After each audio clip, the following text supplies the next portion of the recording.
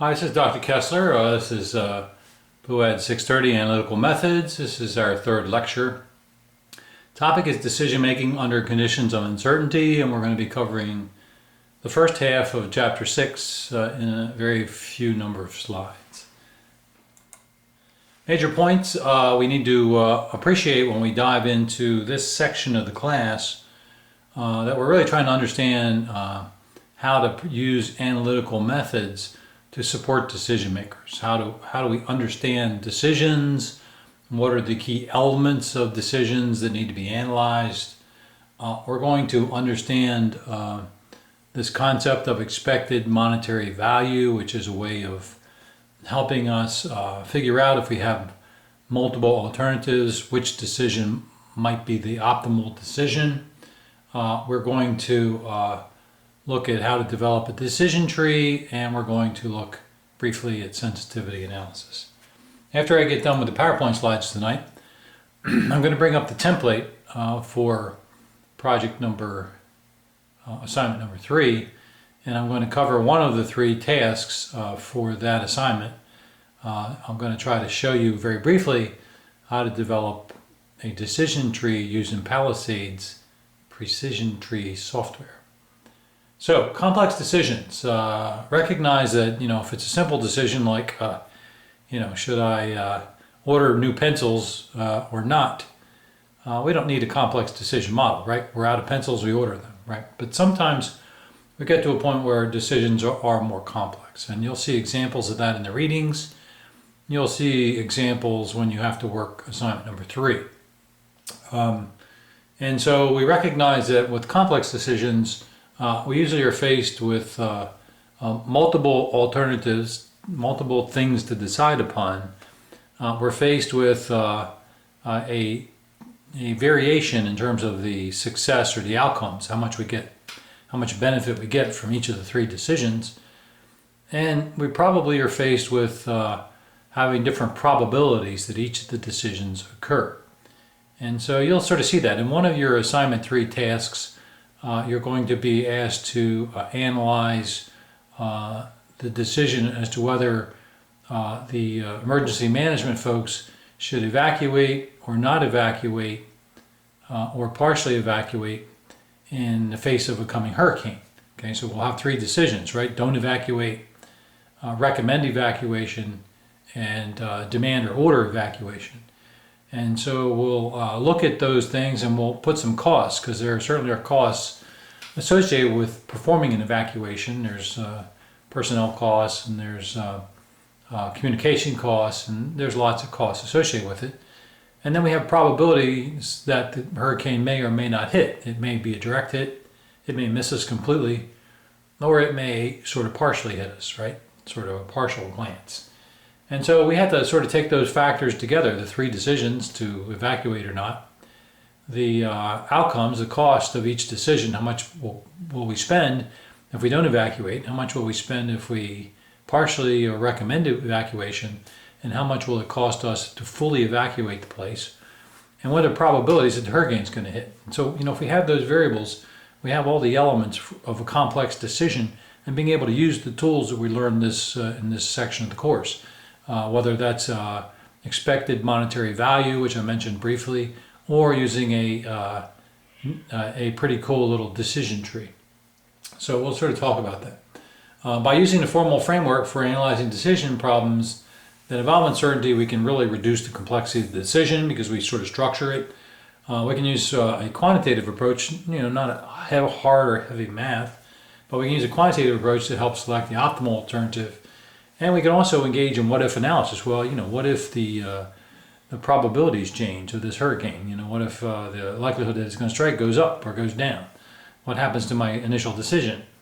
There's some examples here on the slide, like contractor decisions regarding whether to bid low or bid high to win a contract, introducing a new service without knowing the potential client reactions to it, deciding whether to invest in new technologies. There's lots of opportunities for us to structure complex decisions. Decision analysis elements, I really already mentioned them. Although decision making under uncertainty occurs in a wide variety of contexts, all decisions that are complex decisions have the common elements. There's a set of decisions. Should I evacuate? Should I recommend it? Or should I force it? Or should I not evacuate? There's a set of possible outcomes. It's going to cost this much in terms of money and in terms of potential lives lost for each of those different decisions. And then there's probabilities that the hurricane might strike, and therefore that these different decisions might be the right decisions or the wrong decisions. So recognize that we have all these key elements, and if we do, we can sort of apply decision-making methods in that context. And so once we have these key elements, we have the decisions, the possible expected outcome values, and the probabilities. We can use techniques that we learned in this class. The first technique is discussed early in Chapter 6. It's called expected monetary value. Now, it's not a hard concept, and so please spend time in the early parts of Chapter 6. And what you'll see with this particular technique is that we can take any decision where we know the different decision options, we know the outcomes, and we know the weights, and we can build a model called an EMV model. And that EMV model will tell us the optimal decision. And so in this case, and again, I know it's hard to see, perhaps I can zoom in just a little bit. Oops, wrong direction. Zoom in just a little bit, make a slight adjustment to the camera. And you can see that table a little better. At the top of the table, you can't see the bottom very well, but at the top of the table, what we have are the decisions, D1, D2, and D3. Now listed across the top of the table are the outcomes, outcome 1, outcome 2, and outcome 3. And then sitting in the middle of those cells is the values. If we make decision 1 and outcome 1 occurs, the value 10 is included. And in the case that's discussed in your textbook where this was taken from, for decision 1, there's no risk. 10 is going to occur no matter whether outcome 1 occurs or outcome 2 or outcome 3 occurs. And so if you look on the far right hand side, you can see the EMV, the average of those values, given that there's 100% probability, is going to be 10. So that's the expected monetary value. For decision 2, we get a little variation. If outcome 1 occurs, we get negative 10. If outcome 2 occurs, we get 20, and outcome 3 occurs, we get 30. And so, and if you look down at the bottom, make sure you can see the bottom here. Sorry, this camera's not cooperating with me. There. And if you look at the bottom now, you can see that for D2, and I'll point to it on the screen, and you can see D2 here, we have probabilities that associate with D2. And so the likelihood that the negative 10 outcome 1 will occur is 30%. The likelihood that outcome 2, 20 will occur is 50%. And the likelihood that outcome 3, 30 will occur is 20%. And so what we need to do in order to get this value, this EMV over here, is use our old friend from assignments 1 part 1 and 1 part 2, sum product. You can see the sum product calculation here. We need to use that sum product calculation, and we use it just the way it's shown to you in the example to be able to calculate this. And what it does is it multiplies 0.3 times negative 10, 0.5 times 20, and 0.2 times 30, and then it sums or averages them and gives you 13 as your EMV. And the same thing happens with decision 3. We've got our different values for the different outcomes. We've got our probabilities, which are different than D2's probabilities. Again, we use a sum product here, and it gives us a calculation of 15. So what it sort of suggests to us is the optimal decision in this case is D3 or 15, which is the highest of the 3 values. And so that's your challenge in your part 1 of assignment number 3, is to use the EMV model that you're seeing here in order to be able to figure out an optimal decision just using EMV. Okay, so that's our Let me just get this all the way out here. Sorry, but it's hard for me sometimes to get it exactly right. But anyway, that's the discussion of expected monetary value. Now, expected monetary value, I think you'll find is fairly easy, as long as you remember how to use the sum product function that you learned back in the early weeks. We're going to do decision trees as well this semester, and so we're going to actually build what you just saw prior to this, which is called a payoff table.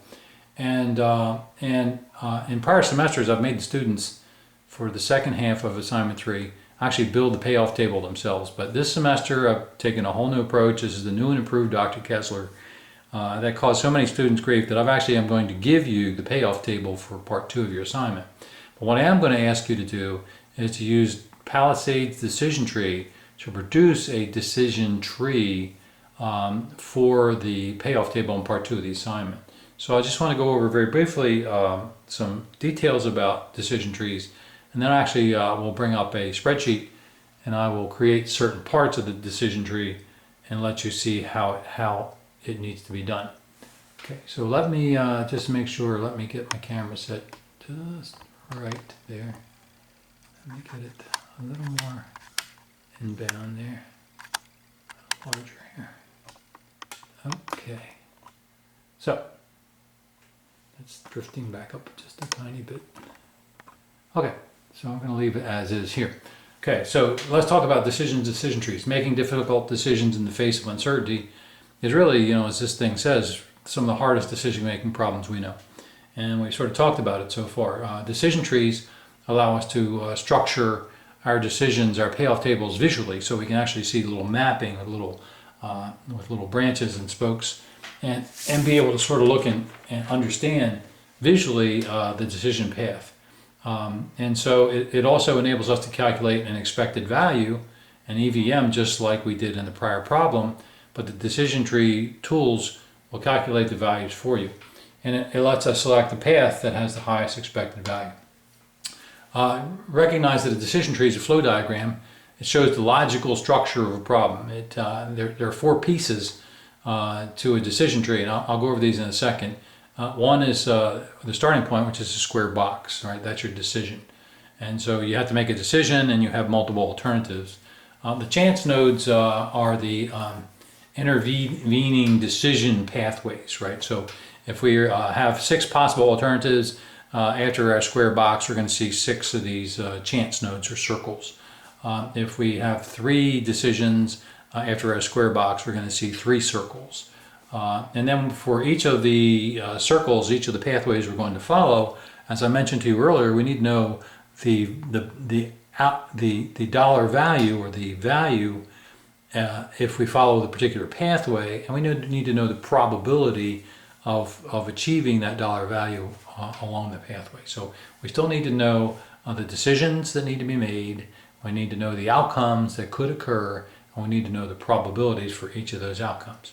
So recognize that, and this is really taken from your text, and your text is a very good description of how to do decision trees and how to use Palisades as your tool. Okay, and so the best way will be to identify the decisions and chance events that need to be included, and to hold off for a second on probabilities and payoffs, but you will need that information. And so this is visually what it looks like. If you take a look at the screen here, you can see that I have my starting point, my decision, and in the textbook they talk about olive branch, trying to decide whether she should sell her script to television or to the movies. And that's an example that's used in your book to get you moving along, an easier example of decision tree. And so this is your starting point. This first thing you introduce is this little box, right? And so you fill in whatever you want over here to represent the big decision. In the case of part 2 of your third assignment number 3, part 2, it's going to be deciding how to invest your money in stocks and bonds and safe stocks, risky stocks. And so this would be called investment decision, and I'll show you that in a second. Now, in the case of Olive Branch in your text, she has the 2 basic pathways. She can either sell to TV, and if she sells to television, she's going to get a flat amount, and there's it's a fixed amount, and there's certainty and assurance with it. But she also has an alternative to sell to the movies, And if she sells to the movies, she can make a lesser amount, a pretty medium amount, or a very large amount. So now you get, which pathway should I occur? Am I willing to take a risk? And if you sell to the movies and you have a small box office, you're going to get a certain return for that decision. If you sell to and you have a medium box office, you're going to get a return. And then finally, the large box office offers the highest possible return. And all that detail is given to you in your example in Chapter 6. So recognize the decision trees start with the decision node, square box, right? See, it says decision node here. Your alternatives are incorporated next. And your alternatives are characterized as branches. These lines coming out are called branches. And so when you first set up this decision box here, you create two branches, you fill in the description of the two branches, and you're on your way. And the two branches in this case will be sell to TV or sell to the movies. My cat's outside the door. He wants to come in, but I'm not letting him in. Okay, so this is the completed model, or more detail on the model. After we recognize there's no more decision to be made if we sell to the TV, we just take the money. But once we sell to the movies, we've got these three options. We insert the chance node or the circle, and then we fill in. We let the software know that there's three possible pathways: large box office, medium box office, small box office. And then at the end of this, you can see, well, after we go down this way, if it's large box office, that's the end of the decision process. So if we sell to the movies, there are three possible outcomes depending on how well the movie sells. And the three outcomes are represented by a circle or a chance node. Okay, now we fill in the values. Remember on a couple slides ago it said first figure out what your decision and your pathways are, and then figure out what your actual quantitative values are. So, and we were given this in the text. We were told if we sell to TV, we get $900,000. So that's been filled in using the techniques that I'll show. And so we know that if I go this path, it's a $900,000 return on investment. Now we have different returns on investment given to us in the problem in the book. If we have a small box office, we're only going to get 200,000 instead of 900,000. 30% probability of a small box office. If we get a medium box office, which there's a 60% probability of, we'll get $1 million, which is more than 900,000. And if we have a huge box office, and there's 10% probability of that, we'll get $3 million. So, there's a 10% probability here that I could get $3 million instead of 900,000. So what do? Do you take the 900 grand and run, or do you, roll the dice and hope for the big box office, and you have confidence in your product, and you get to a point where you can make 3 million instead of 900? I'd take that any day. 3 million over 900, right? And so we add these probabilities and these payoffs. I'll show you how to do that. And then decision tree then calculates for us, and it's not shown here, but it calculates the actual results and tells you what the best pathway is. And so if we go back to the technique we talked about earlier, the EVM technique, we could use our tools in our sum product, as we talked about before.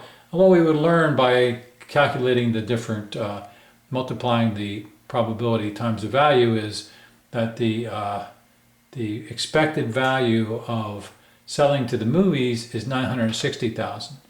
The guaranteed value selling to TV was 900, and therefore the decision probably is best to sell to the movies because you got the better expected value.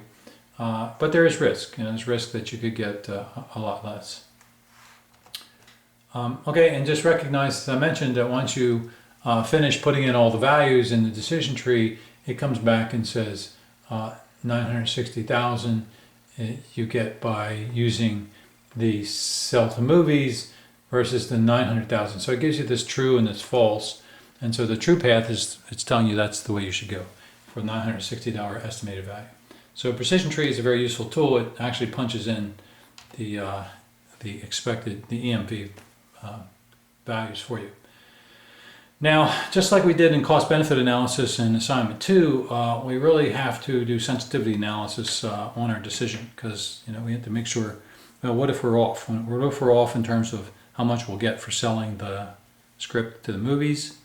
What if we're off in terms of probabilities? And so we have to sort of like play with those. We have to go back and maybe save our original model and then copy it over and then start changing things in the model. And that enables us to do to do sensitivity analysis. And there's tools inside of PUAD630 to do sensitivity analysis as well. But what we want to do when we are working with decision trees is we want to go and modify some of the input variables.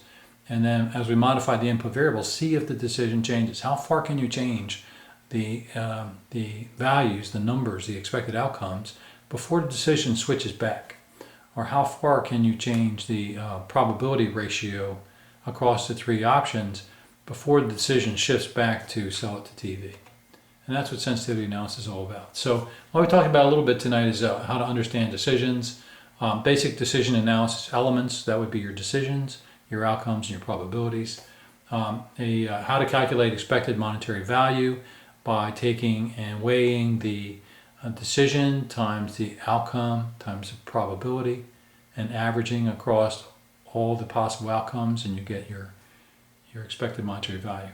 We talked a little bit about sensitivity analysis, and we talked about developing decision tree.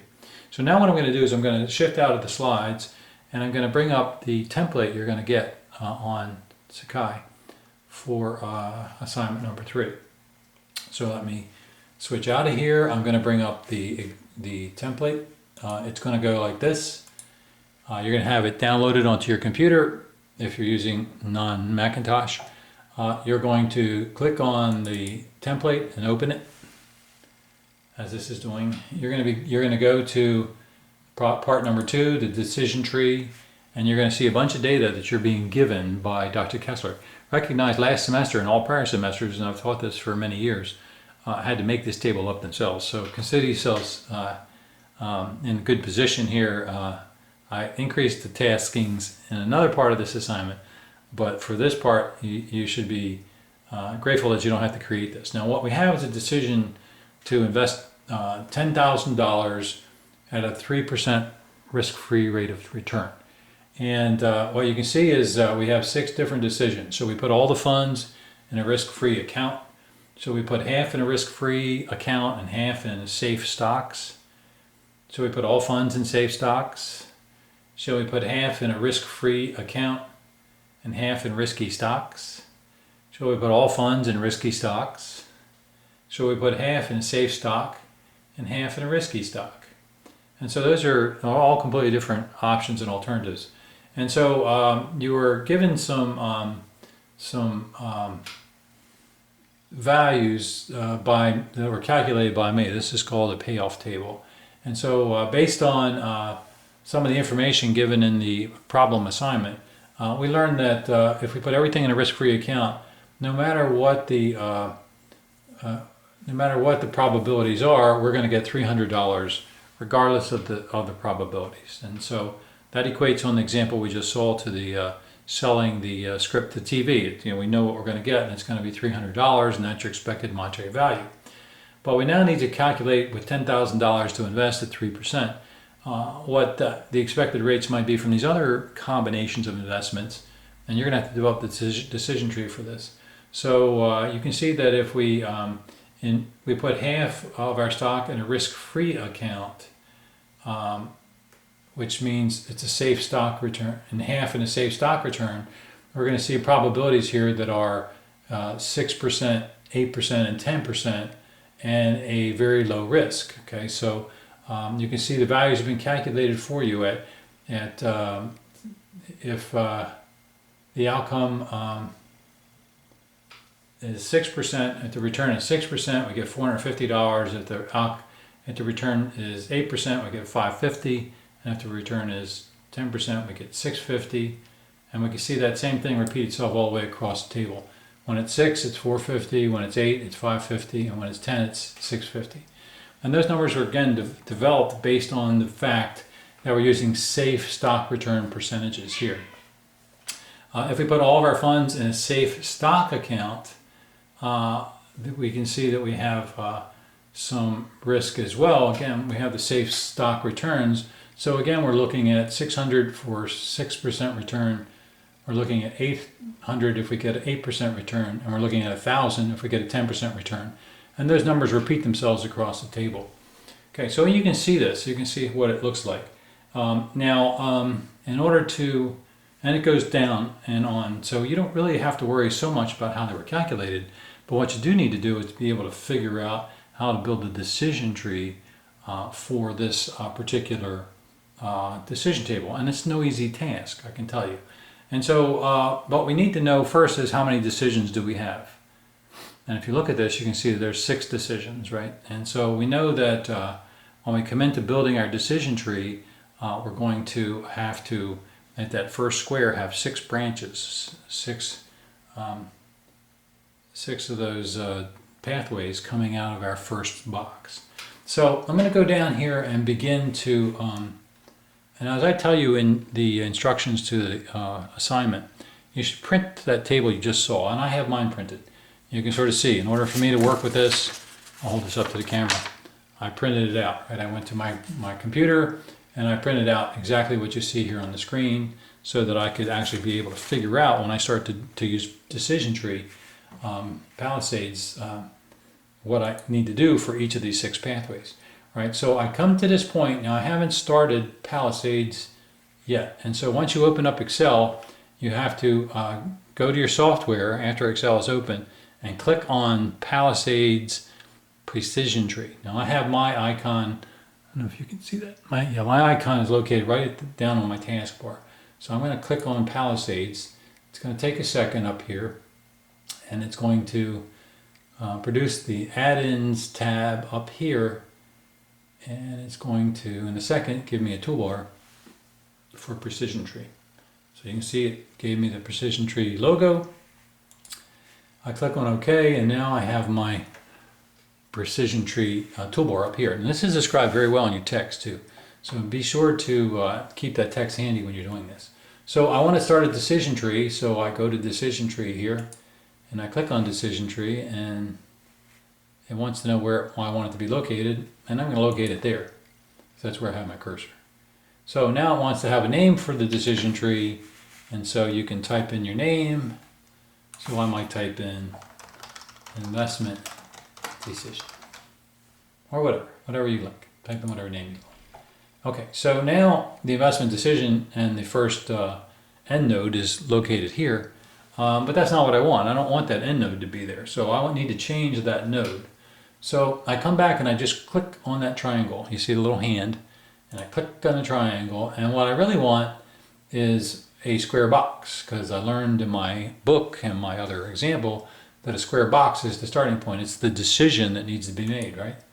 And so I click on the decision, and it wants to know sort of a name. I just leave it as decision, but also it wants to know up here branches. You see it, there's another tab at the top that says branches, and it says 2. Now, it's the default of Palisades to give you 2 decisions. But you know, in this case, we talked earlier about how many decisions we have to make in this problem, and we need 6. So there's a button over here that enables us to add more decisions. And so I've added the decisions.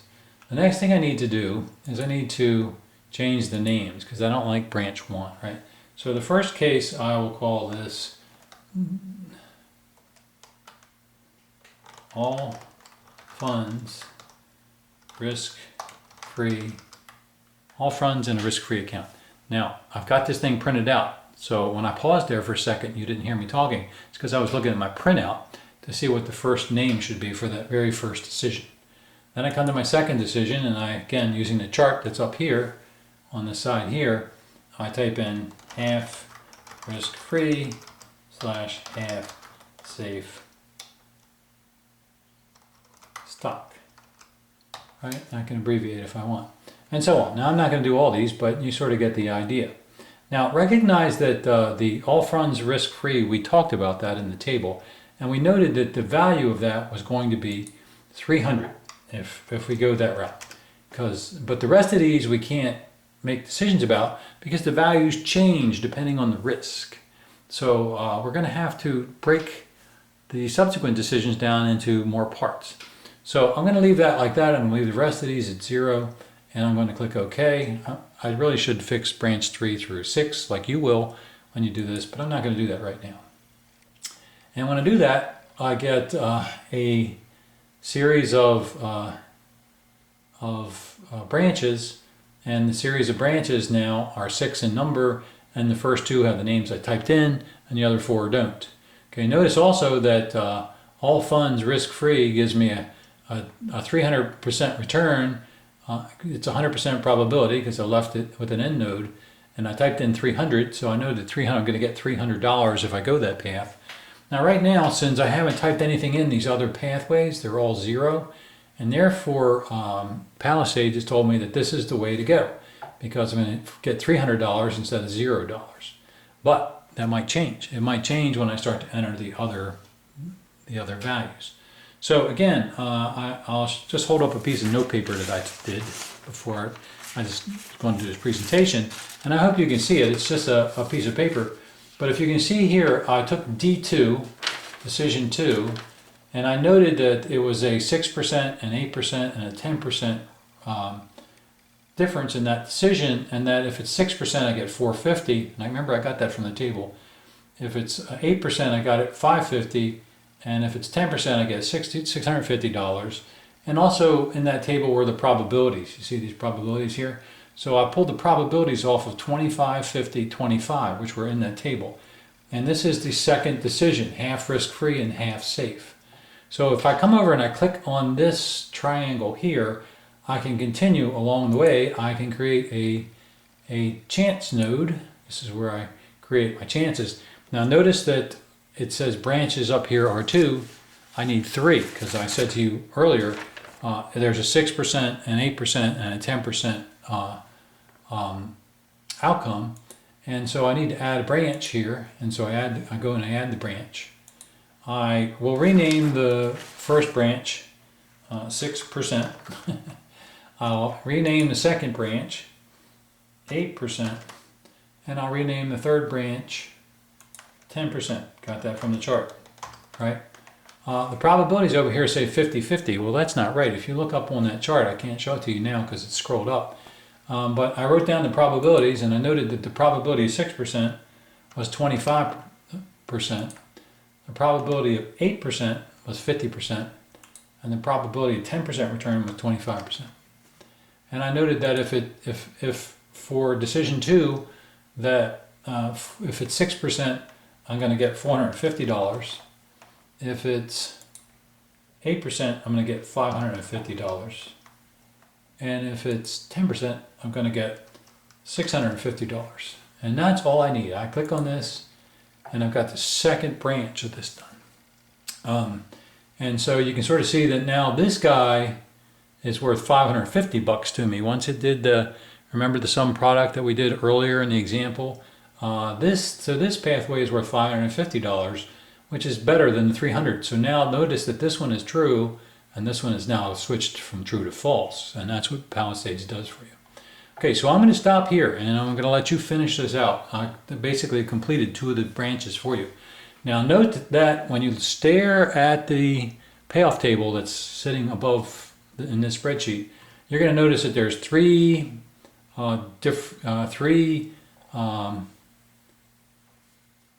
pathways here. I forget what they're called. 3 branches here. You're going to note that there's 3 branches for the 4th option. There's 3 branches for the 5th option, and I'm giving you a very important piece of information. If you listen to this lecture, this is worth probably the difference between an A and not an A. There are 9 branches on the last decision. The last decision is half of the funds in safe and half in risky. And so there's 9 different decisions.